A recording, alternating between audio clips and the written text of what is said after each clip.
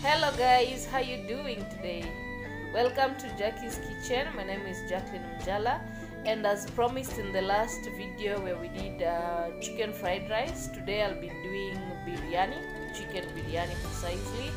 And yes, we'll do both biryani rice and the biryani rojo, the biryani stew. So welcome.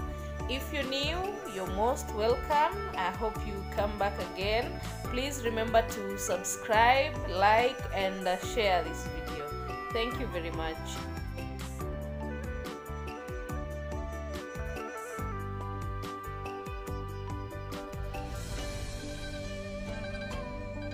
So straight to business, we'll start with the marination of our chicken. And in this marination, we'll use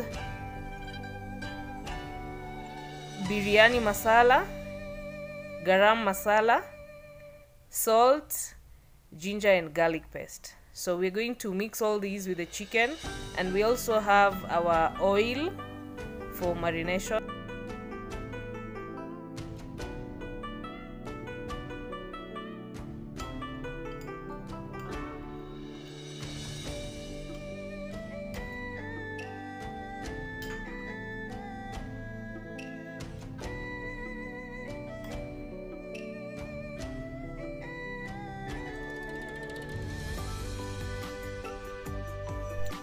Mix nicely, then we'll cover this and put it in the refrigerator for about an hour.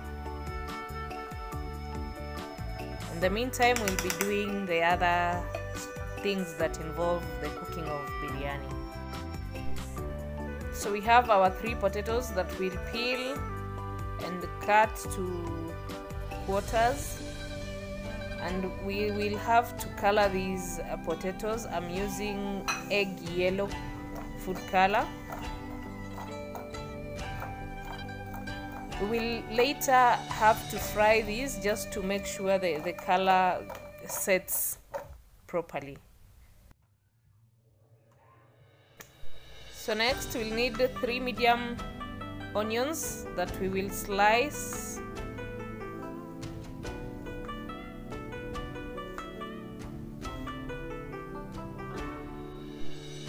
I'm also using 1 carrot grated. This helps thicken the stew, but I can say it's optional. 3 tomatoes that I'll blend. Did I just say tomatoes? So the items we need to prepare are done. As you can see, there is tomato paste. Our chicken is now marinated, so we go to the next step, which is frying the onions. You need to fry your onions in very hot oil. That helps them caramelize faster, but also be careful, we only want to achieve a golden brown color. If you burn the onions, the stew will be very bitter.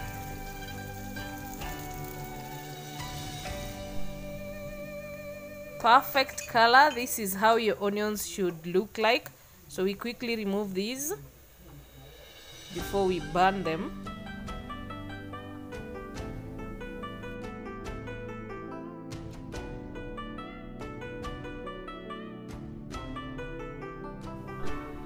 Just perfect.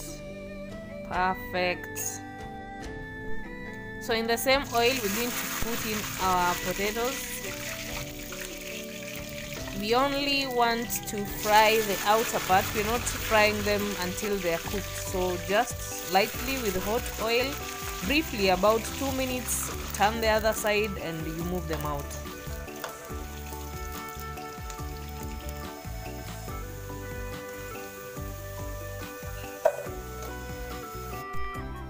So our chicken has been marinating for over an hour now. And for this, I'll use this double-sided pan. You can, this double-sided pan makes my life easier because it cooks faster. The chicken will be cooked to the bone.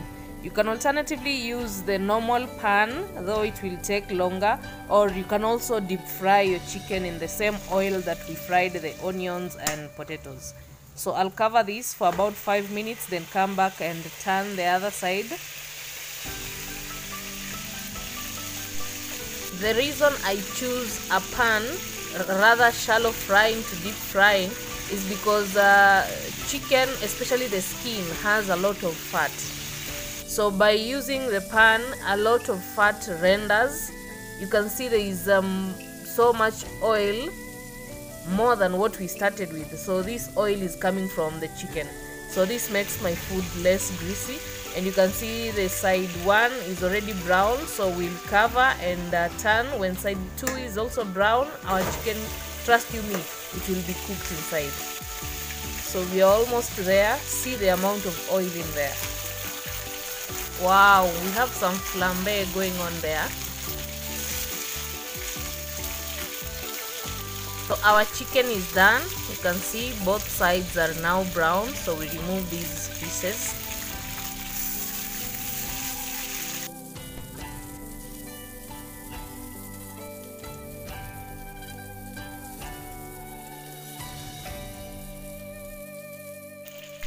Just beautiful.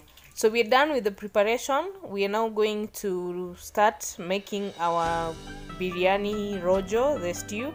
And for this we'll need garlic paste, the same garam and biryani masala, salt, and I'll use a chicken cube. And a very key ingredient that we'll need is buttermilk or maziwa mala.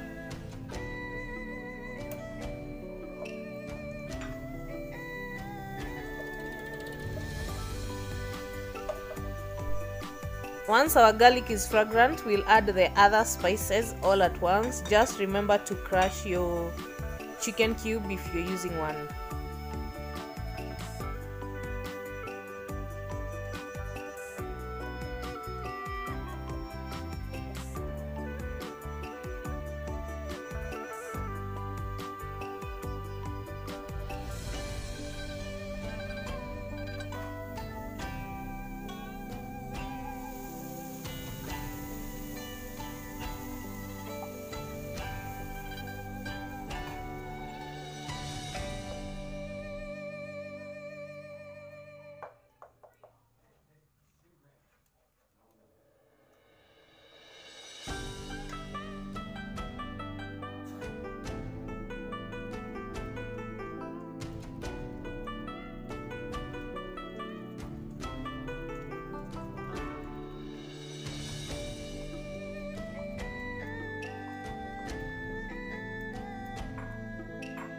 Remember that our potatoes are not cooked in the inside, so we have to give them time.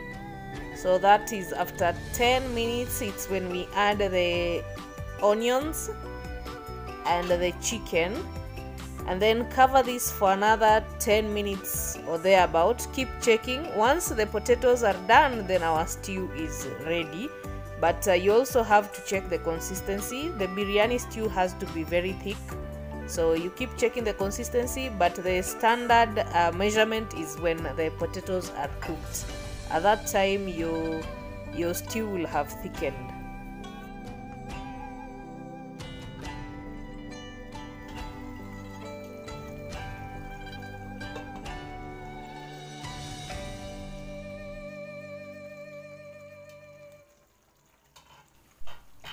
So we test with a fork to see if the potatoes are cooked, and yes, they are cooked.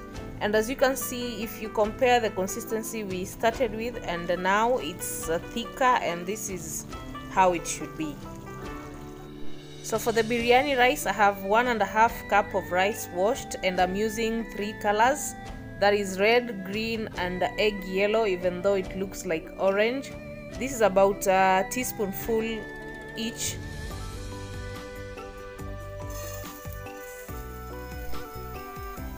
I'm using 1.5 cups of rice, so I'll need 3 cups of water.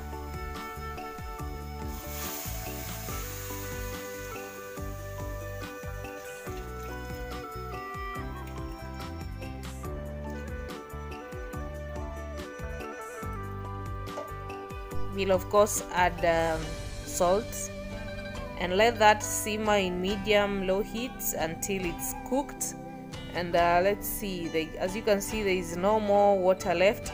If you add your colors when the rice has water, what will happen is that you will have all your rice colored, which is not what we want in biryani.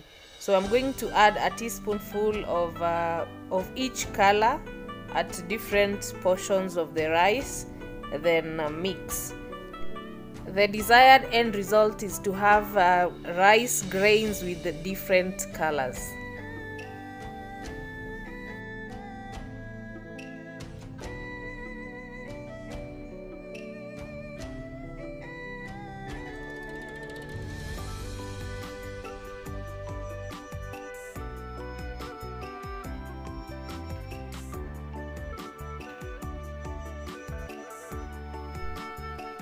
So you can mix using a fork, or alternatively just toss the rice while it's still in the pot. The mixing will still take place like this. My heat is still on the low, just to drain any liquid, especially the one that I had with the color. And our rice is perfectly done and ready for serving. I have to test what I have cooked, and I'm already salivating.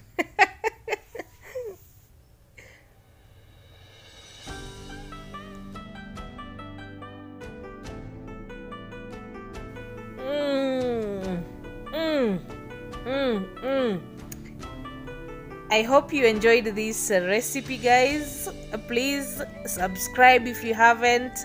Also share, like, and I also want to see your comments in the comment section.